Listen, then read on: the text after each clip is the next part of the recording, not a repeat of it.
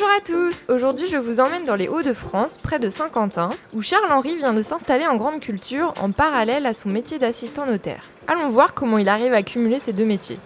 Charles-Henri, tu peux m'expliquer ton parcours un peu atypique qui t'a mené du milieu notarial au milieu agricole ?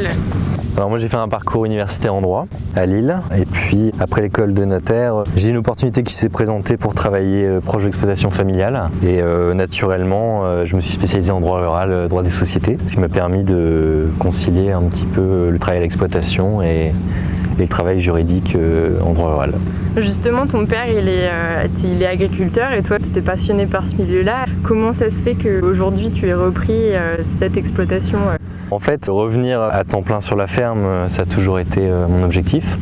Ça s'est un petit peu précipité, j'ai pris une année sabbatique de mon emploi notarial et j'ai profité de cette année pour me former pleinement à tous les postes qu'on rencontre dans une exploitation. Et du coup, justement, t'as pas repris l'exploitation de ton père alors Voilà, il est toujours en activité et on travaille en entraide ensemble. Emmanuel, tu étais chargé d'affaires spécialisé dans la reprise de l'exploitation par Charles-Henri. Comment ça s'est déroulé au niveau du financement ? En fait, j'ai rencontré Charles-Henri tout à l'amont de son dossier, quand il avait son projet de reprise. Et sur la base d'un prévisionnel et puis de références extérieures à son exploitation, on a pu valider son projet avec un système de préaccord. Et le préaccord en fait lui a permis d'appréhender son installation de façon plus sereine dans les démarches après qu'il devait fournir, les démarches administratives qu'il devait faire. Voilà.